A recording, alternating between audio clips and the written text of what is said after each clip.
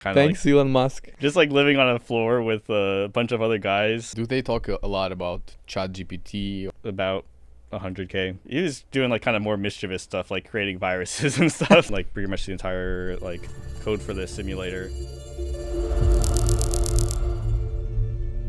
Hello, world. Welcome to my channel. Our guest today is Andy Shafer. Shafer. Yeah. Nice. Good to see you, Andy. Thank you for accepting the invitation. So, Andy, how you would introduce yourself? Yeah. I'm Andy. I grew up in Florida, and right now I'm a software engineer for Google. And I'm also really into like fitness stuff. Right now, I've been training boxing and doing that with the goal of getting my first amateur fight.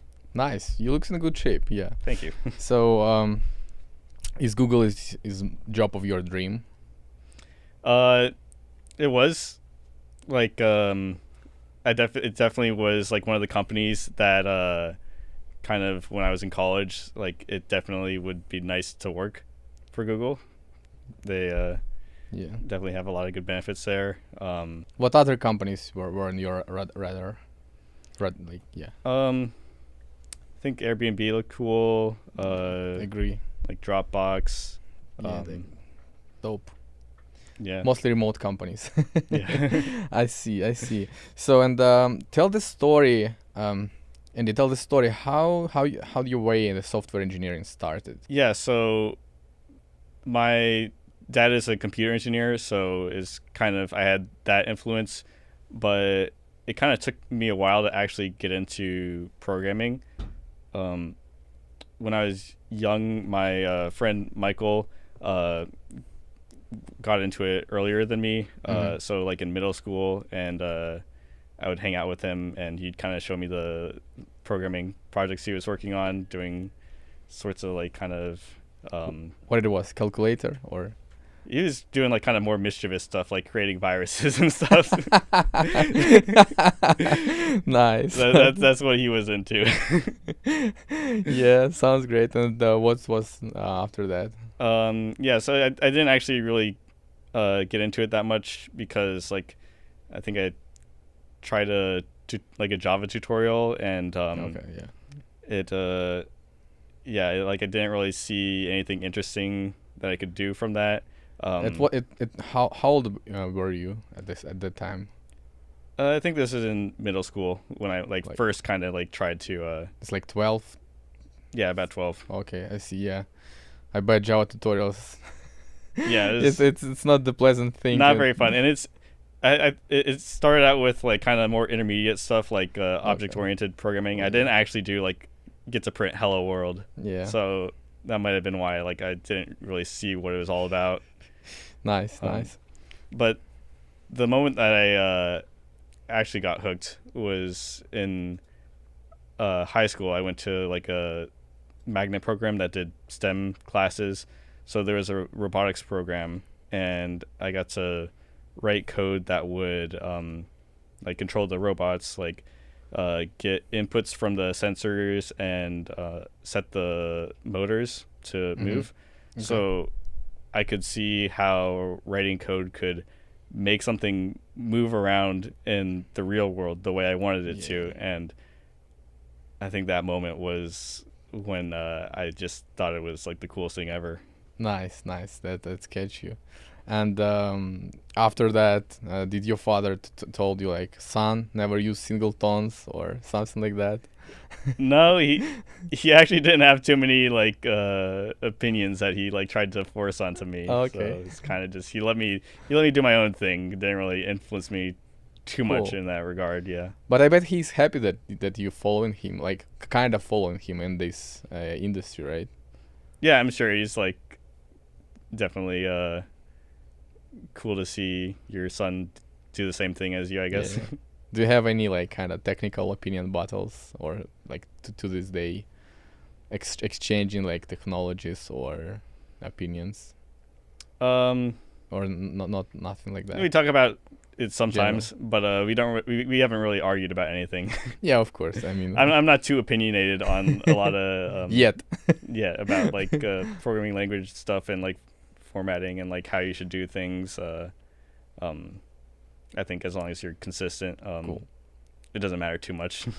Yeah, and after this computer programming courses at high school, what was next? You went to the college, right? Yeah, I went to University of Florida for a computer science degree.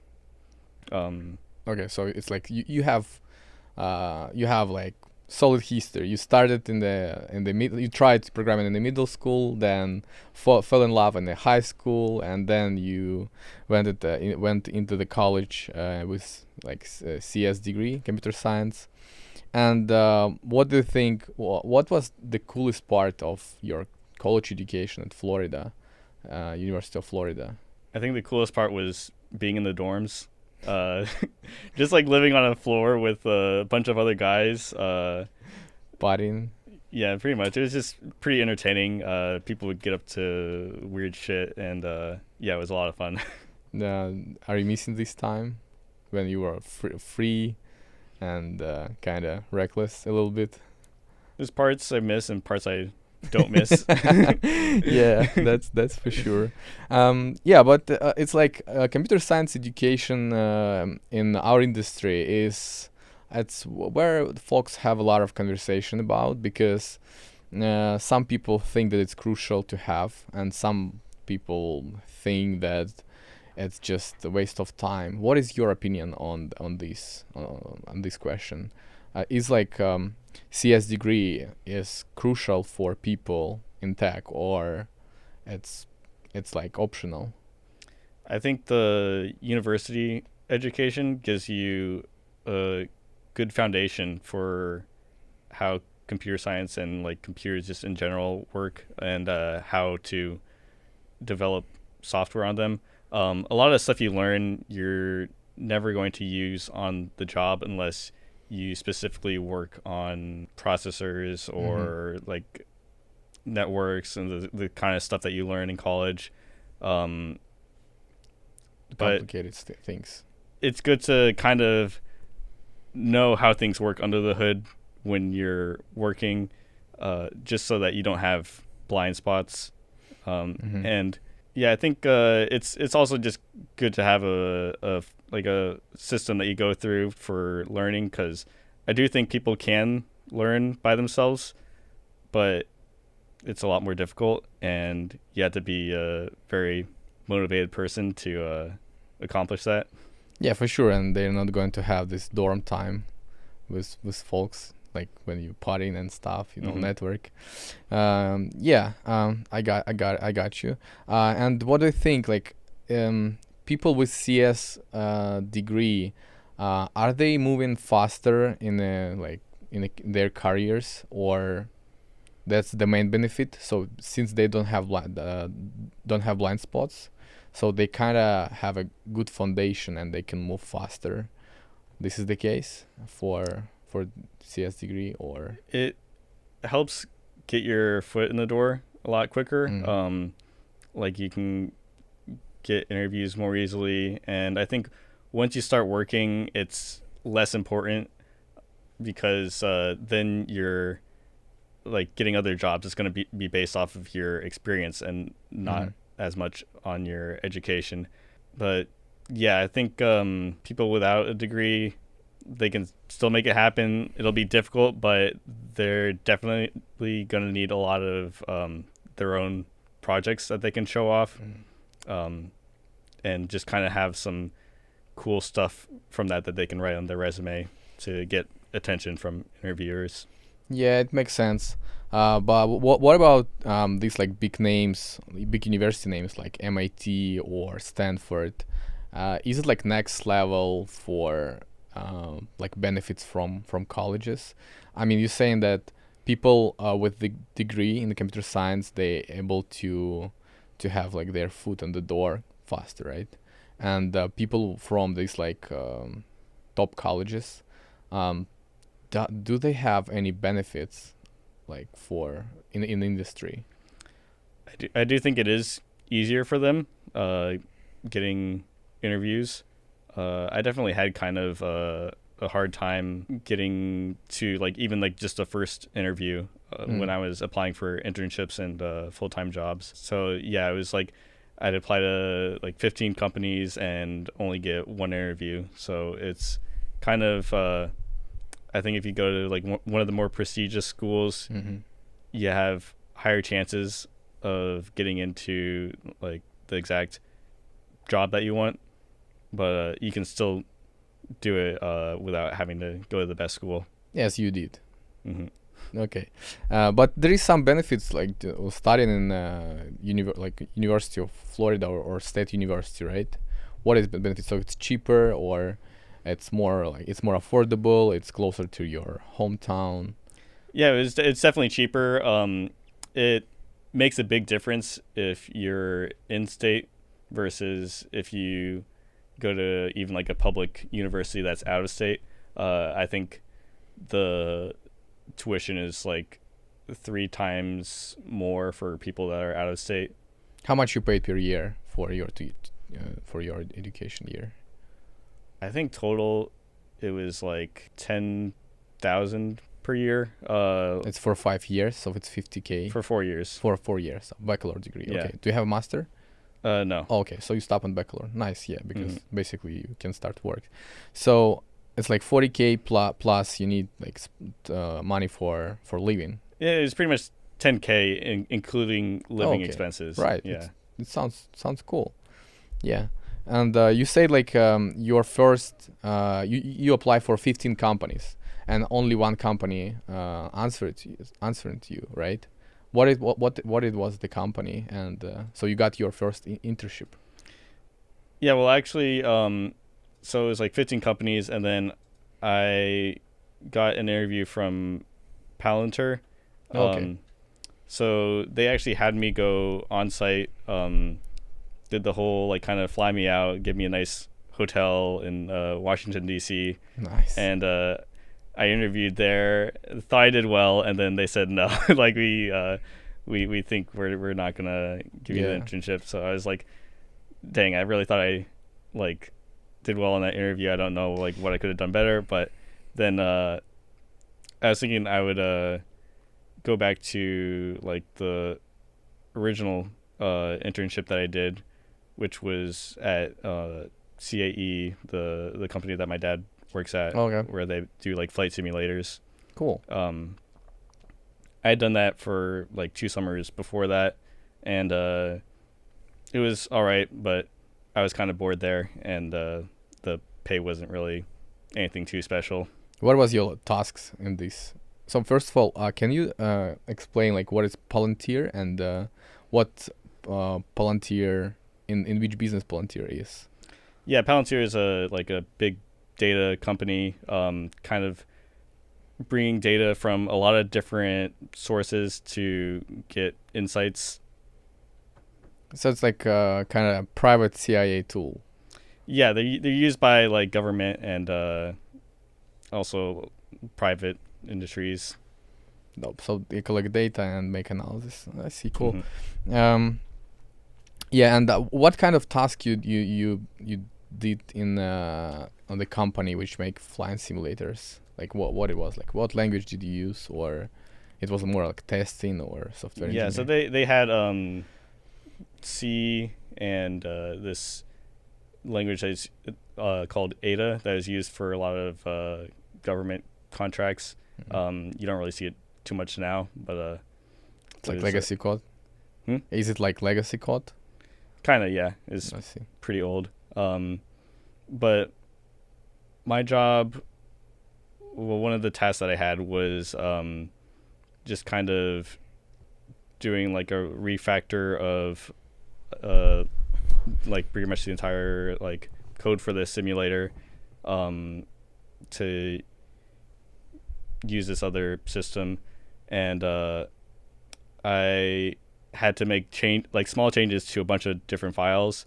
So I would try to write a script for that to automate the process. Yeah, to automate it. So because it was like was like 1,000 files or something. It would take me. It would have been a A painstaking while. process to do that by Few hand. more summers. And I wanted to do something a little bit more interesting than just like kind of going through each file. So I tried to write a script for it, and there would always be like kind of corner cases that would prevent it from working. There would, like it would never like be able to compile the right way once I had made the change. So, but it was kind of like my first shot at like trying to do something in the real world, and ended up kind of leaving it in an unfinished state after the summer. Yeah, but thinking process was right, because Mhm. like making modification manually in thousands of files, it's kind of like, such a pain in the ass. Yeah, and what was next after these 2 summers of your internship in a flight simulator company? What was your next move? Yeah, so I thought I was gonna have to go back there after like pretty much the only on-site interview I got rejected me. And then like a month later, I got a email from Groupon that said they wanted to interview me, and that process went pretty quick. It was mostly just like all done like virtual interviews, and it was I think I just had like 3 interviews that were done in one day, and It's like system design, two code problems, or what it looks like. I think it was either 2 coding problems and then 1 like just kind of behavior Oh, I see. interview, or it was 3 coding problems and 1 behavior interview. Yeah.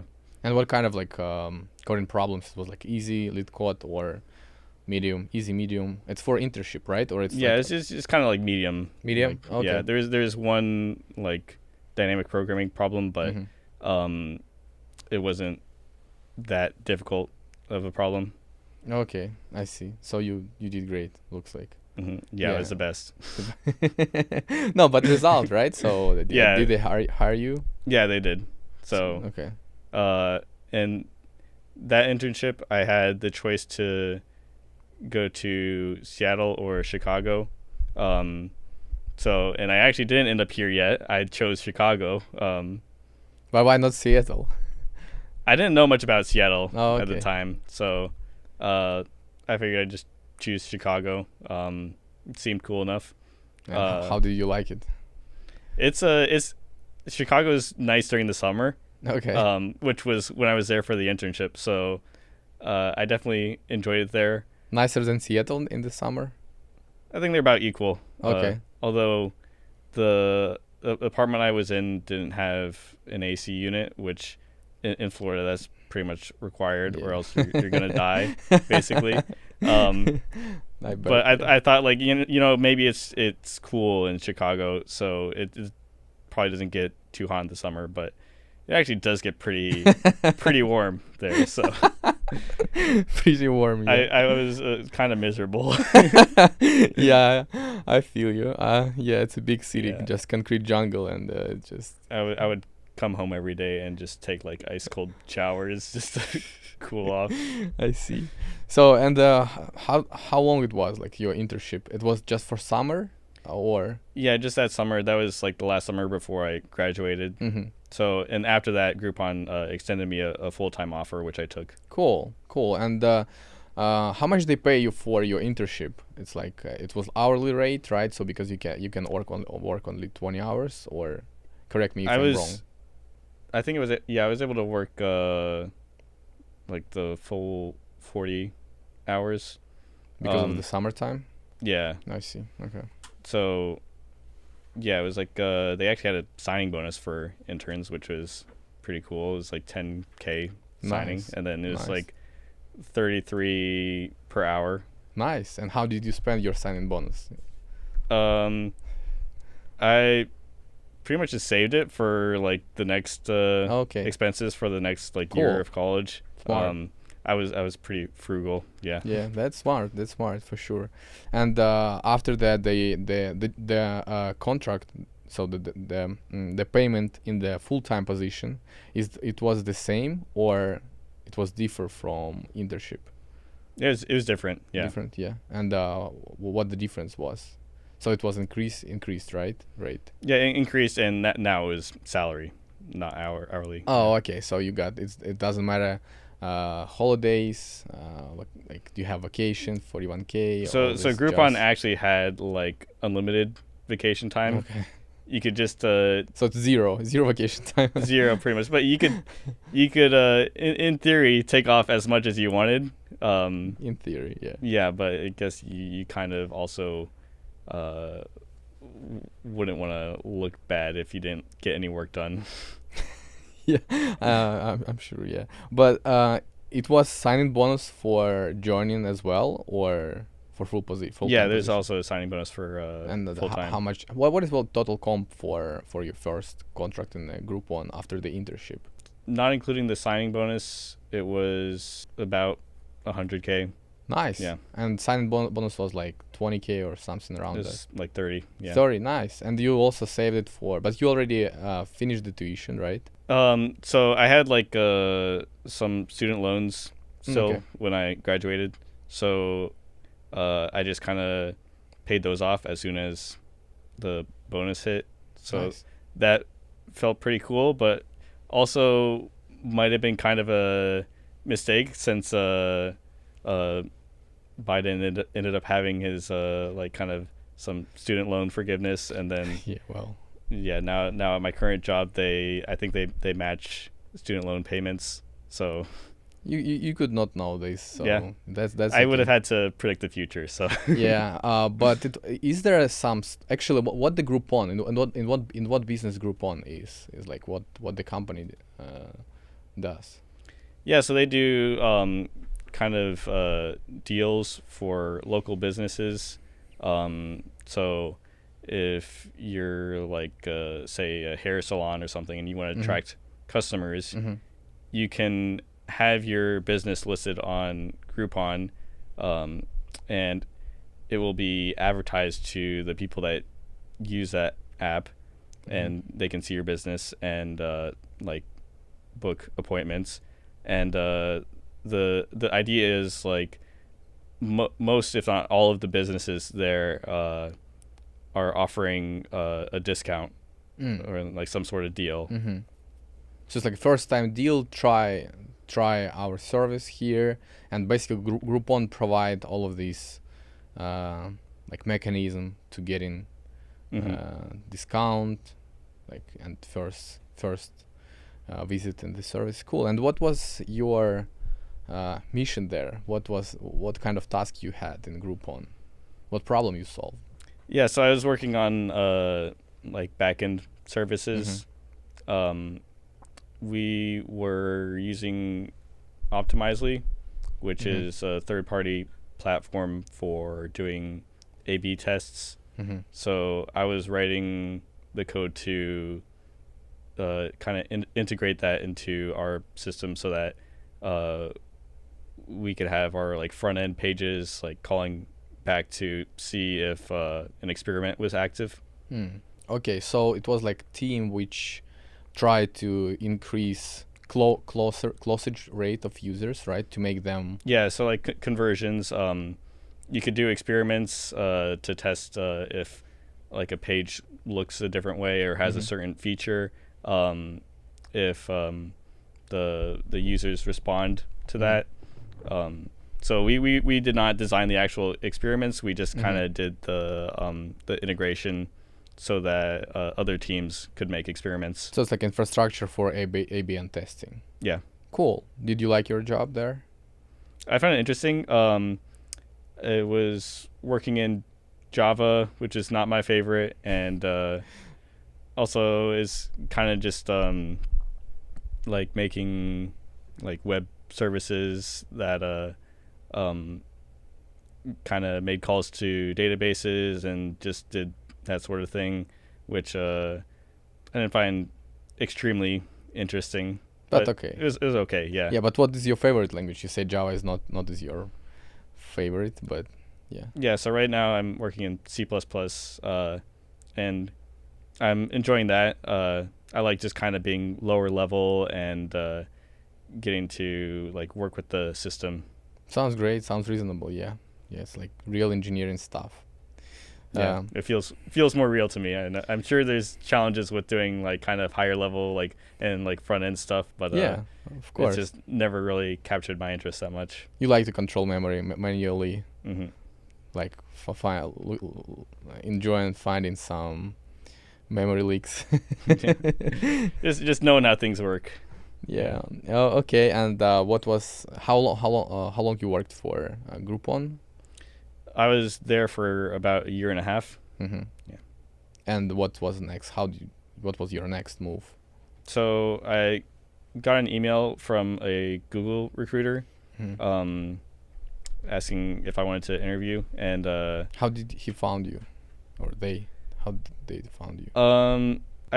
pretty sure I was already in the system from applying earlier. Mhm. When you applied? For Internship.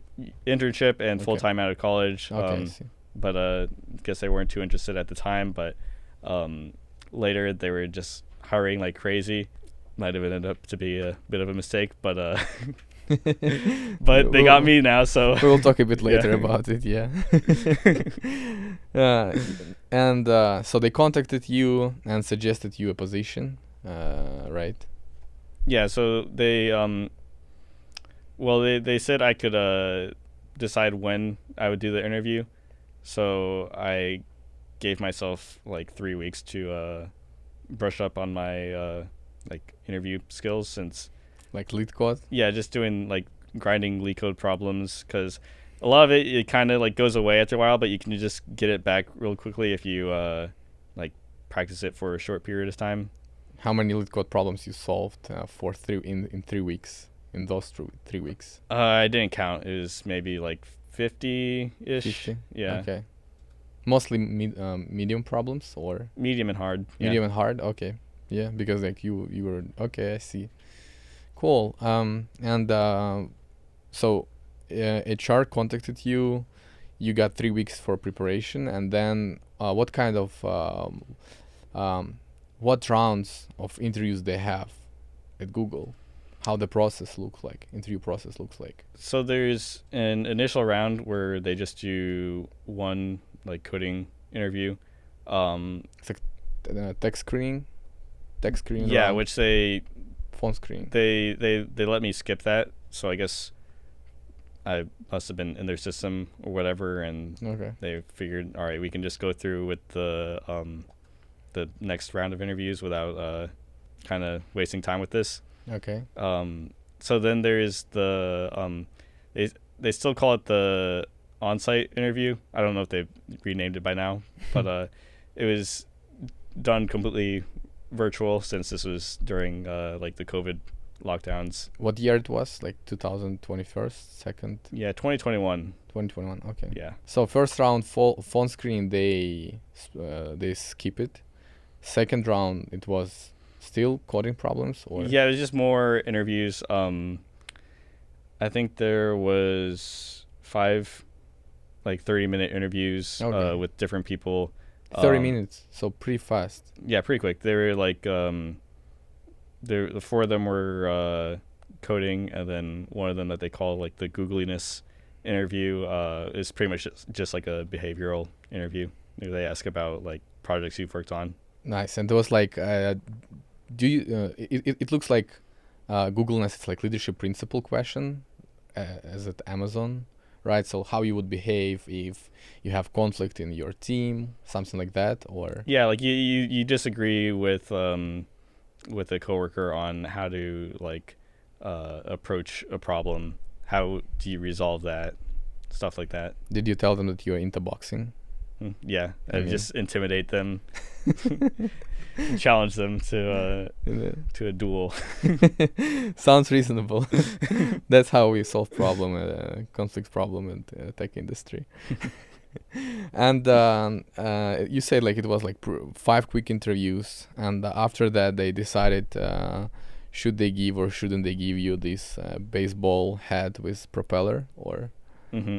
yeah, they gave me the hat, so Okay, I was and in. Yeah, it was like, okay, that's how you. but it's actually like even after the interviews, like they say that like you've been accepted, uh, it's still a pretty long process before Hmm. you actually know what you're gonna do or like how much you're gonna get paid, stuff like that. Um, It was like negotiation part, or why it was Before longer? you even get to that, there's the team matching Oh, interviews. I see. Yeah. So you kind of say what cities you would like to work in, kind of give your like list of like priorities or like. Yeah, and how it was for you, how the process looked Mhm. like for you. What So kind of team you between which team you choose at Google? yeah, so I said that like the city I'd most like to work in was Seattle, Mm-hmm. because I had uh was kind of tired of Chicago, like the winters. Without AC? Uh, no, I was in a different apartment Oh, okay. then after I went full time. I Oh, okay. was able to afford a Raise. AC Yeah. then. Yeah. Cool. So yeah, I had visited Seattle with some of my friends during the springtime, and uh, I thought it was really nice there. I like all the mountains and stuff, and Mhm. kind of just the nature. So I figured I could try moving over there, see how I Okay. like it. So I decided to ask for teams that were in Seattle. But what option did you have? Like Seattle, San Jose, North Carolina. Which cities did you have on your list? There's a lot of cities that Okay. like Google Art is in, and I could have like chosen pretty much whatever I wanted as long as I was able to find Team. teams like Mhm. to interview there. And how many interviews you went before you found the right team? I only did 2 team matching interviews. They said like kind of not to overcomplicate the process and try to do too many like Mm-hmm. interviews before you decide, because it kind of just like you're overthinking it at that point if you do too many. And how the team matching interview at Google look like? It's mostly like the manager pitching their team, saying what they work on, like Oh, what they're okay. all about, and it's like a two-way kind of acceptance. Like they have to decide that you're a good fit, and Mm. you have to decide that like you'd like to work for that team. So Did they ask you some questions, like technical questions or preferences in stack? no, at that point, like, well, I guess they did do ask like if like try to get a feel for if it's something that you'd be interested in working on. Um, I think I've heard of people talking about like team matching interviews that they've done, and I think someone said that they only rejected someone once when it was like very clear that they were not a fit for like the team. Like they were a front end programmer and like it was a Mm. back end team. So Yeah, I see. yeah, And so it sounds like it was more like soft skill interview. So basically, how you communicate. Manager just looked on your vibe or something like that. Is it yeah, but correct it's statement? mostly just them like kind of Selling you the team? selling you the team. Yeah, I see. because you need to choose like what team you'd like to work on. And why you choose? So you had like two teams, right, on your map, and why you choose your current team, not the first team? So what was your decision making process? Both of them were pretty similar actually. And I still What this team were into? so there is the virtual IO team and the persistent disk team. Can you expand on that, like so it's persistent storage, right? And Yeah, and then virtual IO is was doing like storage and networking for virtual machines. mm-hmm. Okay, and second team, it was just like storage Yeah, kind of like databases. yeah, remote like file storage. So it's like S3. Yeah. Okay, I see. S3 Amazon. I mean Mhm. S3. Oh, okay, cool. And you choose the team with virtual IO or persistent storage team. I chose the virtual IO team, and I didn't really know kind of what they were like, how they were different at the time, like, but so I kind of just chose someone that it seemed like they had a smaller team, and I felt like you could kind of get more into the code there if you're not like, it's not like a huge project. So you kind of felt that you can bring more value and bring more impact for the team, for the project, right? That was the main reason, or Yeah, that's how I felt. it's reasonable. Not sure if that's like was actually like true, but that was just kind of the thing that. Well, like, yeah, but I was you didn't have enough guessing, data yeah. to make the decision, and for like to this day, do you think this decision was right, or you kind of like regret it a bit? No, I'm definitely happy on my team. Cool. I think it probably would have been pretty similar if I had chosen the other team. Yeah, I see what you're saying. And I actually do a lot of work that's like kind of adjacent to the persistent disk. So it's like team, you communicate between these two teams, and Mm-hmm. you have a lot of communications. And what kind of task or problem you solve in this team? Like what kind of problem you solve in this team at Google? Yeah, so we're writing the software that supports virtual machines in the cloud.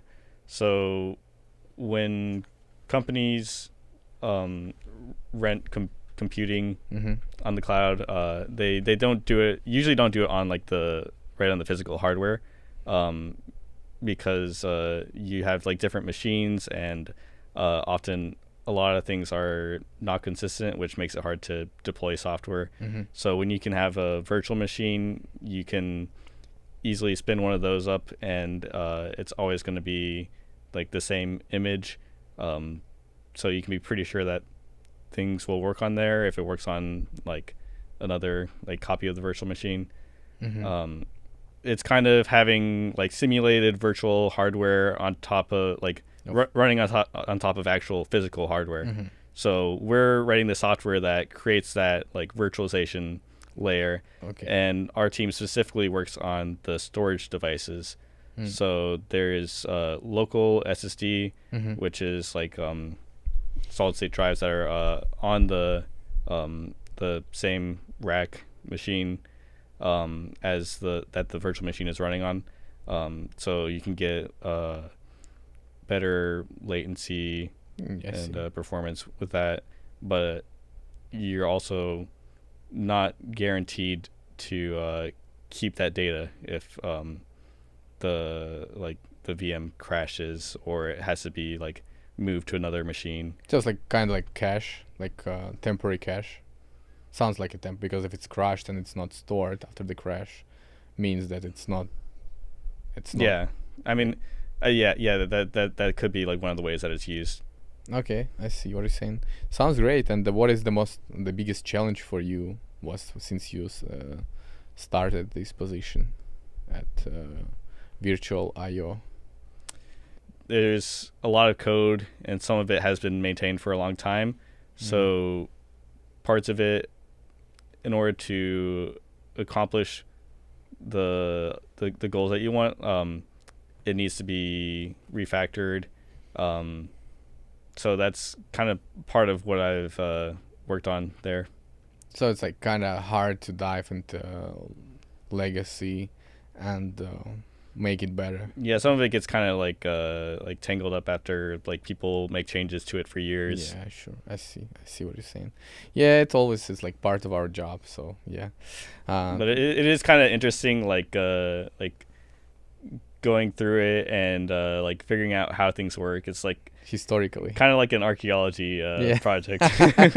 Sounds it's not that old though. But but it's really positive way to think about legacy and to look at legacy code, like, or not legacy, but yeah, that's great. And let's talk a little bit of the negotiation process for you at Google. So because most folks the Google is job of their dream, and it's always hard to negotiate when you're in position that company of your dream can reject you because of this negotiation.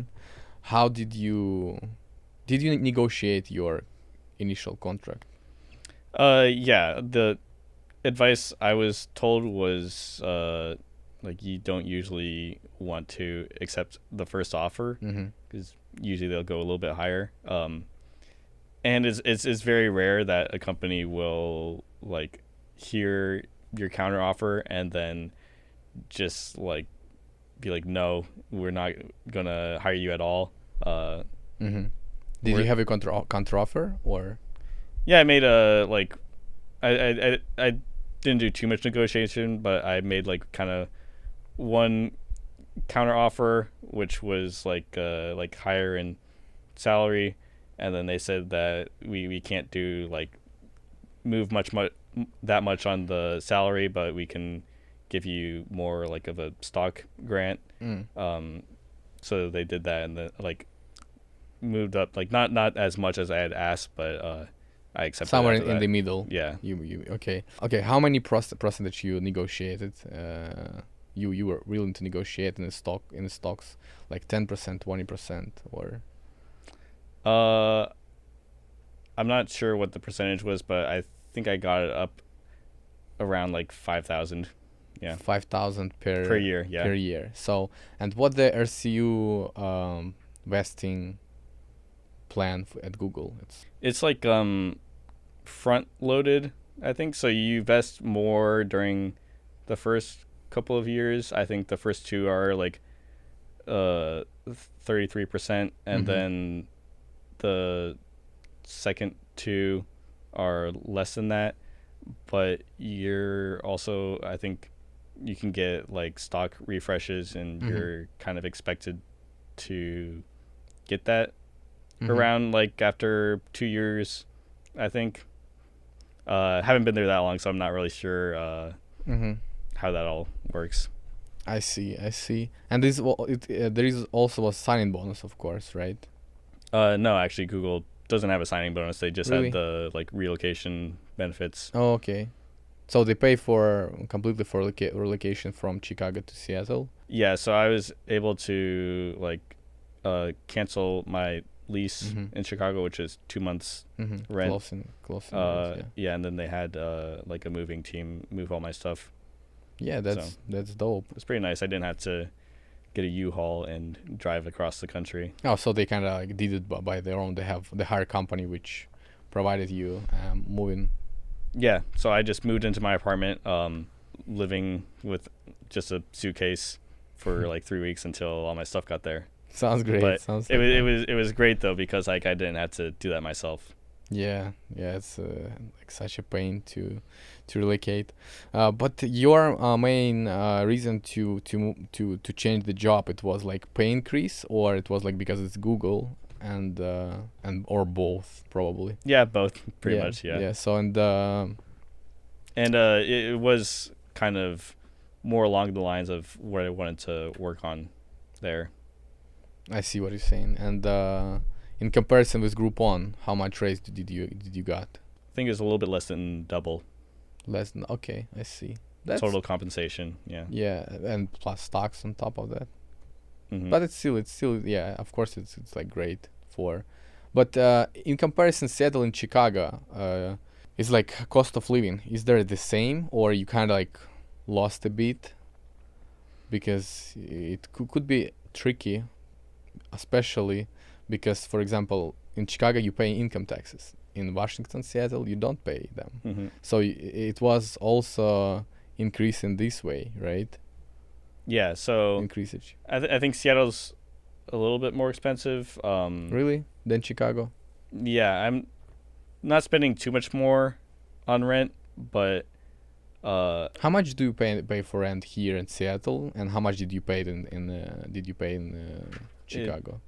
It's like it was $18.50 here, and then they increase it to. It's for a studio or for one bedroom? 1 bedroom. 1 bedroom. Yeah. Okay. They increase it to like $19.25 after a year.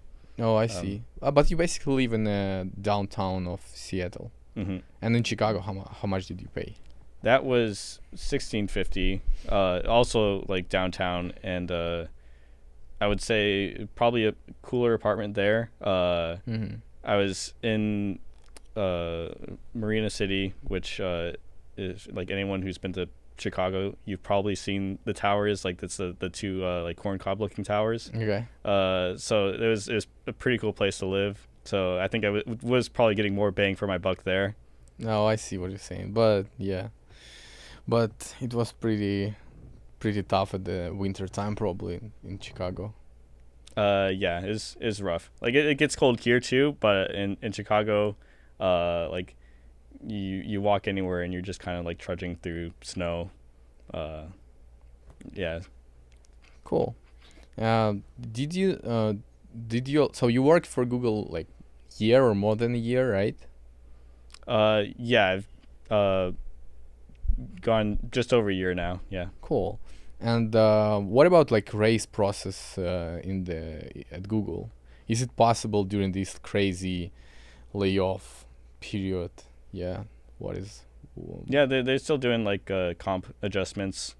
So just every year, if you meet the requirement, like exceed expect or meet expectation, right? So they changed the like the rating scale. Can you compare how it was at Google before and now, this rating scale?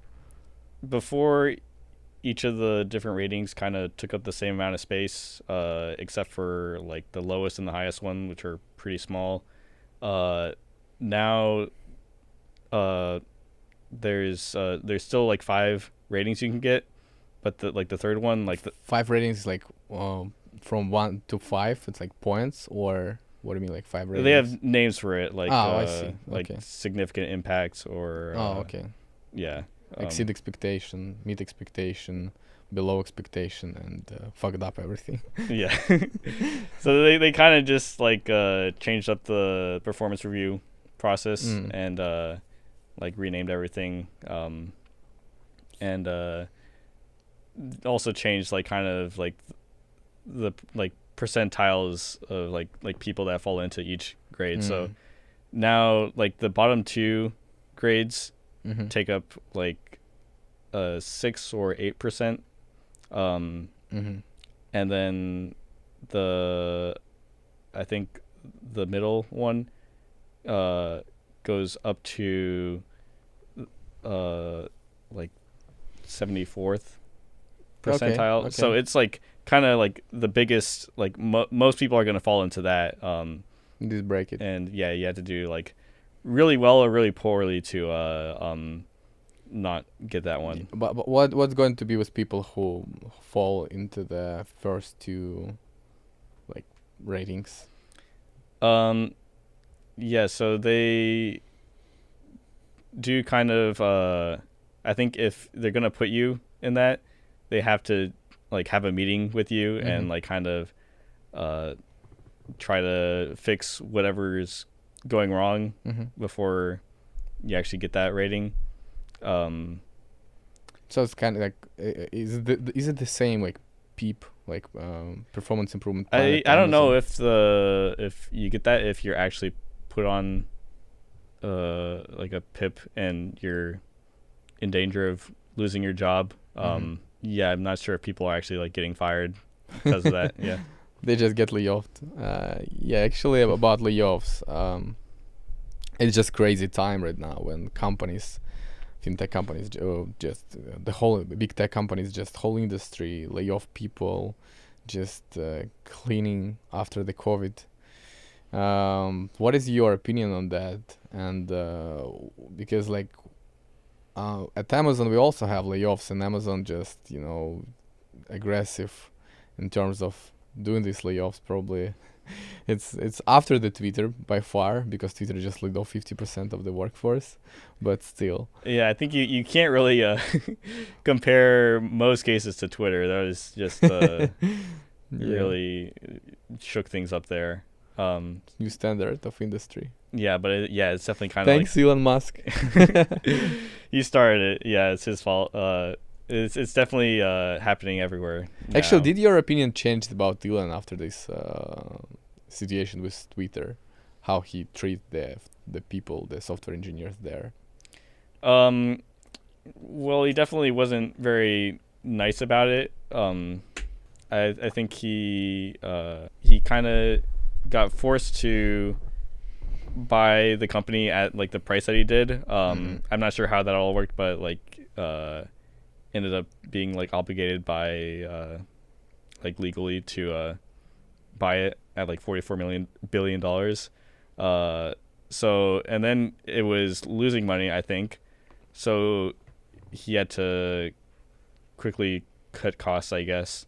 Um, Yeah. so he's just like, Yeah, but I mean, I read Blind, for example, and many folks is just like they start hate him. I mean, he got so much hate about it, like most people don't understand that it's like just business for him. It's of course he want to maintain the team, but like he bought company which struggled, and I mean, do you have any like emotional connection to the decision he made, or is just okay?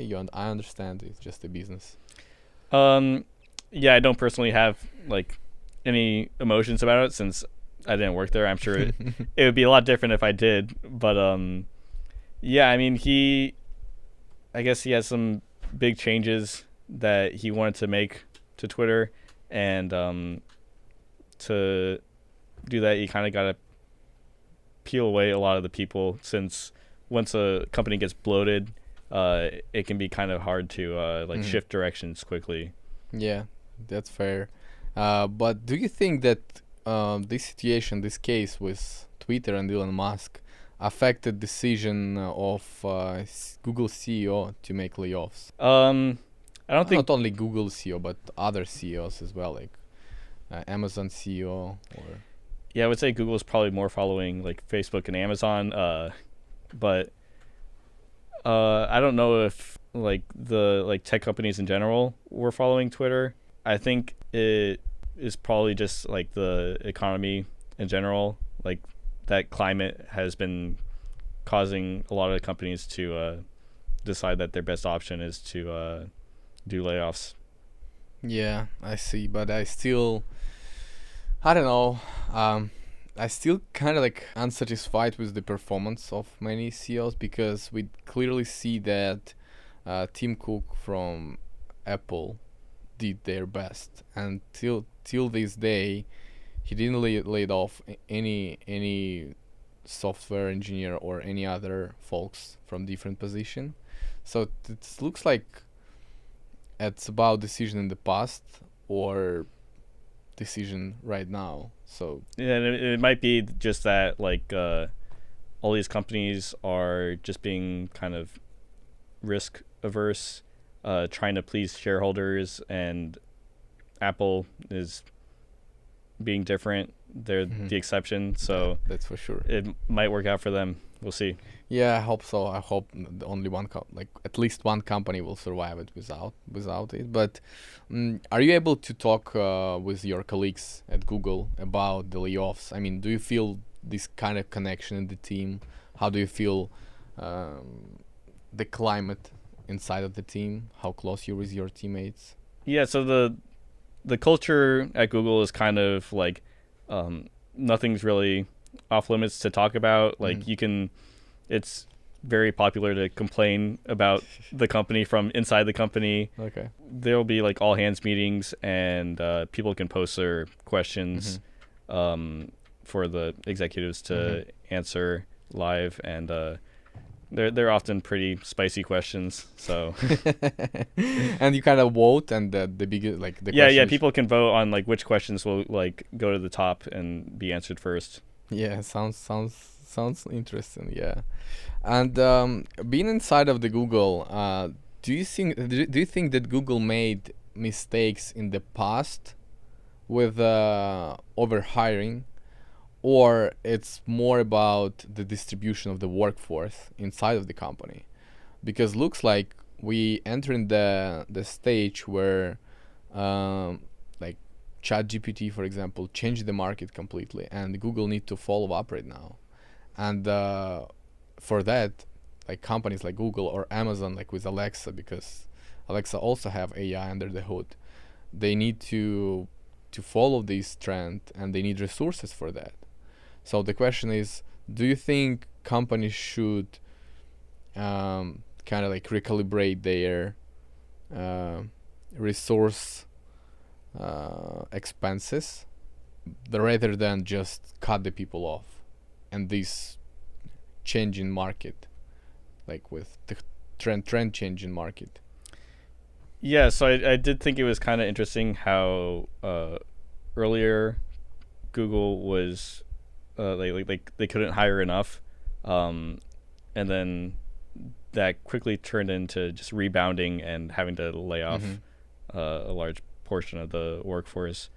So it does seem like they're making these decisions kind of like reactively.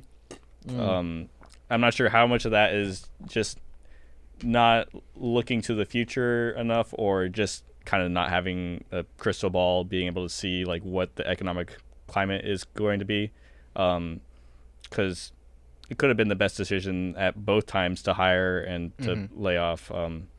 You just don't know what's going to happen in the future. Yeah, I see what you're saying. But okay, what with this like release ChatGPT 4, did you use it? I haven't used GPT 4 yet.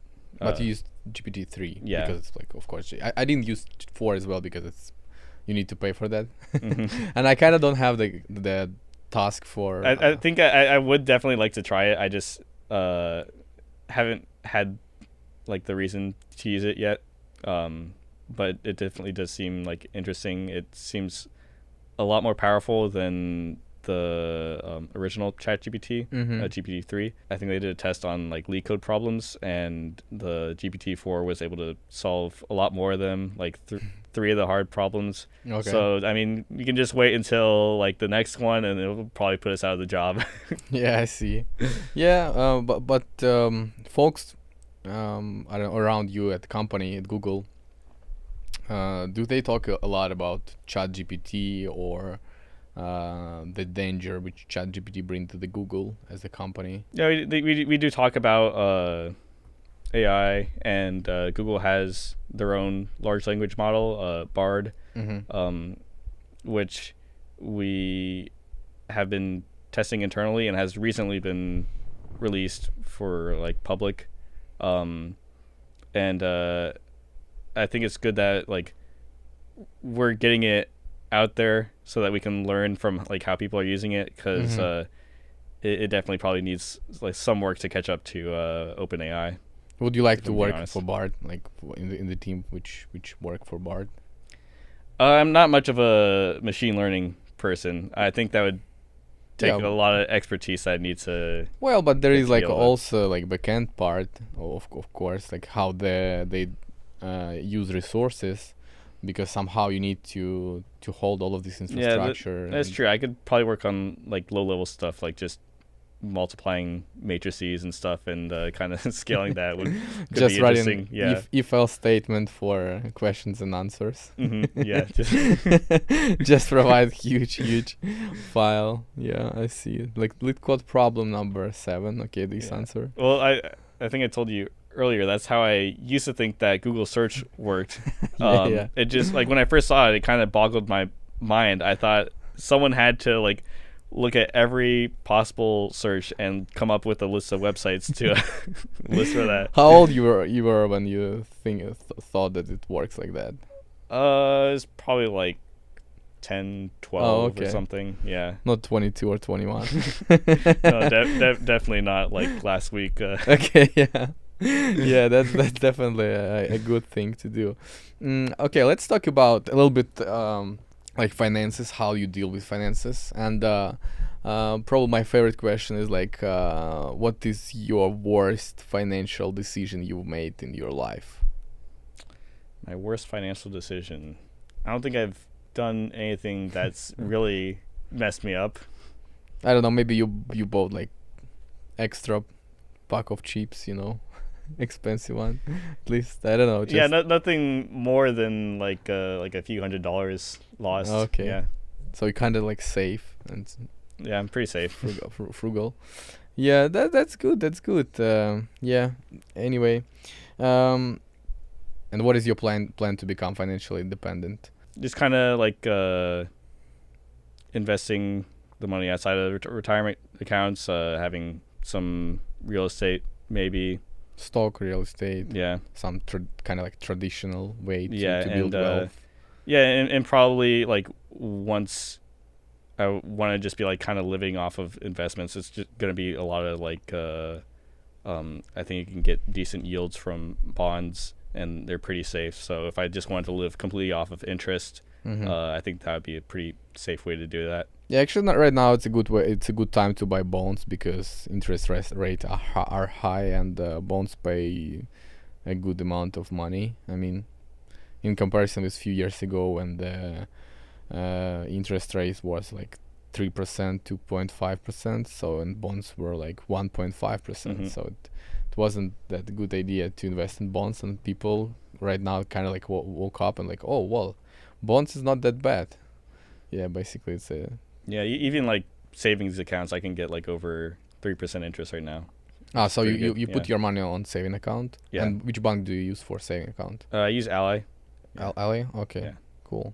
But it's kind of like hassle to pay. It's not 3%. It's not. It's like it's still better than just get money eaten by inflation. But do you have kind of like do you feel that it's like extra hassle when you filed your taxes, or it's not that hard? For like the savings account? Yeah. No. I mean, I still just use like TurboTax. I don't need a like hire a CPA to do it. It's not like that complicated yet. Okay, I see what you're saying. Well, but okay. Overall, what is your investment strategy? What kind of stocks do you buy, or it's what's in your portfolio? Yeah, it's just like index funds mostly. I don't trust myself to That's a good be able to good thing. pick stocks better than the people like on Wall Street that have like studied this for 20 years and Yeah. And what have kind of better index information than index me. funds do you invest? It's just S&P 500. Yeah, or- S&P 500, and then there is like kind of an international index fund that I am also invested in. And what percentile for American market stocks and for international? I think I'm about 70% American, Mhm. 30% international. Do you feel safe for to put 70% into American economic? How do you feel about American economic right now? It's a lot to get into. I think we're probably going to be fine. If it does end up not going so well, then I would probably be in trouble anyways. So Whole world's going to be in Yeah. trouble probably. the whole world, yeah, exactly. Yeah, but it's kind of scary. I mean, especially with some events with China and stuff. What do you think about like TikTok? That government tried to buy TikTok, ban TikTok. Mhm. Yeah, I think I'm against it, not entirely for the reason that they're trying to ban it, which is like they're worried about the CCP. Like CCP, what is Xi Jinping or what is CCP, Chinese Communist Party, spying Oh, okay. on like Okay, yes. having like American data. Mhm. I think that definitely is a risk, but the reason I'm against it is it's just kind of like it seems like it's destroying people's minds, like their attention spans. Like it's Yeah. just too like addictive, and I think when you have like these algorithms like showing people videos, you can very easily like control like the collective like consciousness by Mhm. like kind of influencing those algorithms and like deciding what people are shown. But the same for YouTube Shorts or for Instagram Reels. So Yeah, they're all kind of the same, just like just trying to like catch up to TikTok. maybe should we abandon all of them as well? I mean, I have a plugin that hides YouTube Shorts from me just because you don't want to get involved. I kind of want to just like avoid that kind of like short content. Okay, dopamine boost. Yeah, I think it can be like Yeah, it's just kinda too addictive. Yeah. But Instagram Reels, do you consume a lot of content? Not a whole lot. I will sometimes click on the videos, but I don't do like the scrolling. Okay. I think that's where it gets you because you kind of like get those quick dopamine hits. Yeah, I see. And do you spend a lot of time during the workday searching like your mobile phone, or yeah, how do your working process look like at Google? I think ideally for me, if I am trying to like get something done, I'll block out some time and just kind of focus on that task. Mm-hmm. Um, if I do that without like having my phone or even like checking work messages, I can get a lot more done than if Of I'm course. just distracted. Um, But it's ideally, but in the reality, like in average, your average day, how much time you spend for work, clean work, like time, like 4, 6 hours, 8, 3, 2. it definitely varies and depends on like what I have to work on. If Mm-hmm. it's like a task that needs me to just kind of like focus on a problem, or if I need to communicate with other people. And how's your work-life balance? Do you feel? How do you feel it? It's pretty good. I'm not really that stressed. I don't usually need to work very late. Yeah. Cool. But you still have on calls, right? Yeah. And during the work day, no night shifts or. No, there's well the prod on call is 24/7. Um and I've only had to do that once and didn't get paged outside of work hours. Uh I think they only have like specific things that they'll like alert you for if it's not during work hours. Yeah, I see. That's still kind of cool things to do. Okay, let's talk about like vision and lifestyle for you, because I think this is the interesting part as well. Describe perfect life of Andy Shafer, right? Mhm. Shafer, Yeah. with 5, 10 years intervals. Like currently you're 25, right? So Yeah. how would you build your perfect life if you like ideally for till like 50 years?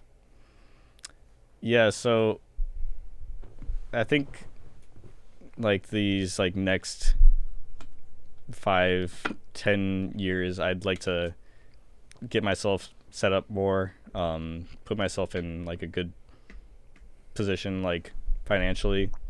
Um, What do you mean? Like you work in big tech, like in one of the biggest companies in the world. You like move 6 figure salary, and what do you mean like more financially stable? yeah, so I said that I wanted to be like financially free before like I reached retirement age. Like 64. Yeah, just right before. Yeah.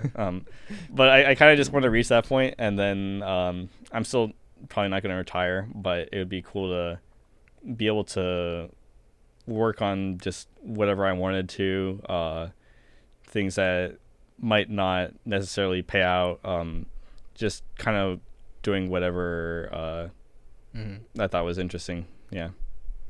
Okay, and so it's kind of like you kind of have general right vision, and you say that you're not going to retire in 65 at 65, but are you I'm planning? not. I mean, like, I want to reach that point like much earlier, but will probably still keep working. Are you planning working as a software engineer, or are you willing to move to management position, or I don't know, entrepreneurship or real estate, or yeah, how what is the plan?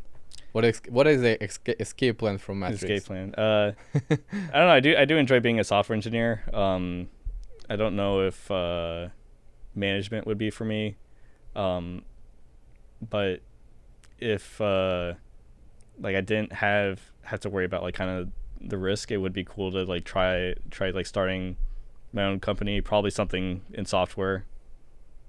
Nice, nice. And like what kind of industry? Like startup or service company? Yeah, like probably like just a SaaS, software as a service Mm-hmm. company, Do you? doing like kind Mm-hmm. of B2B. I think would be the type of company I would want to start. Do you have some particular industry in mind? Nope. I've kind of thought about creating something for fitness, like for gyms, and I did some work on like a platform for that, but I don't think I really had any original ideas that could set it apart. Actually, how it was like your attempt to build your first company, first on project? Like how it was, how was your thinking process? What mistakes you have done during this? Well, I was project? mostly just writing code, so I wouldn't really call it a company because I didn't like try to find any customers, you know. Yeah. So I think if I was serious about it, I would have like reached out to gyms and like kind of tried to find out what their problems were. So what can you explain what the project was? Yeah, it was a software for managing gyms. And you just decided to make it because what was the reason why why you thought that the market doesn't have a good solution for this problem? Or how you can you describe your thinking process, how you choose this particular industry, this particular problem to solve? Or just how it was? Yeah, I think I just chose it because I mean, I like going to the gym. Yeah, that's so a good I reason. figured like kind of something What do you love? I knew a little bit about, although I didn't know like too much about actually like owning and managing a gym. I had some ideas of how like members might be able to use it to like kind of interact with each other on the app, and that could kind of help people like find gyms and stuff, and help gyms like advertise and get new members. But most of the features were just kind of like copying what other softwares were doing. Did you make some plan for that, or you just dive right into the coding, or you kind of like try to at least, I don't know, make scratch of UI UX design, or you kind of like just copy and improve it right into the code? Yeah, there wasn't much planning. I just kind of was making code. I see. What kind of like lessons you can get from this attempt? Because sounds like you going to try again in the future, maybe a few times. And what kind of lessons you definitely could learn from this attempt? Yeah, I think the main lesson is you should talk to the target customers more, and try and figure out if there is any like pain that they're experiencing that other solutions aren't like helping with. Do you think it's like it's going to be really hard for you to be that interactive with just random people? It's definitely not like what I lean towards. I'm more of like kind of the technology guy, so I don't know. Maybe if I like partner with someone who's more like marketing, better suited for that, it would be a good kind of partnership. I see what you're saying. Yeah, it makes sense. It makes sense for sure, and especially for people in tech, I think is the biggest problem, the communication. Actually, do you find yourself in a position when you feel that you have lack of communication knowledge, communication skill in the at your job? There's sometimes when you have to communicate something where it takes a lot of knowledge that you've built up from working on your specific area of the code, and you kind of have to gauge like how much the other person knows and like what level you can kind of communicate it at, because you might have to like explain a lot of stuff or simplify things. So I think being able to explain complicated topics in simple terms is a good skill to have. So this is your area for improve, you think, right? To simplify things and to understand who's in front of you and what kind of language you need to use, like more detailed technical or more business language. This is your point. I think I'm okay at it, but there's always room to Yeah. improve. Yeah. For sure. But if you would like pick few things, like few areas to which like to improve, and this improvement will lead you to best version of you as a software engineer, or you as the person who will reach your goals. What the areas you're going to invest in your time, your effort, your resources? What do you think? I think it's a good skill for coming up with solutions to larger problems where you don't really know the best way, and you're working with other people, and they might also not be at the perfect solution yet, Mm-hmm. but you can discuss it, and by like kind of bouncing different ideas around, you eventually come to the right solution as a group. Mm. I think that is a good skill to have as you like kind of progress in your career. So like first one is like more systematic way to think about bigger things. Yeah, because when you're working on like a bigger scale, the problem is you can't know about all the like messy details.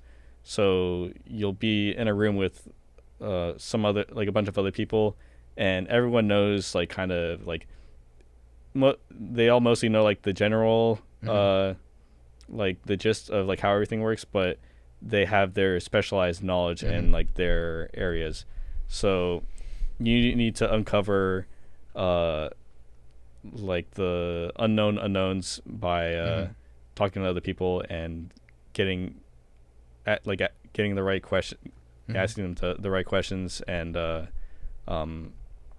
having them like let you know like what problems might come up with that. So it's kind of like to properly act in higher level of uncertainty, right? When you don't know all of the things, and people around you don't know all of the things, and yeah, but together, like you have the knowledge to create the see. solution, but you just need to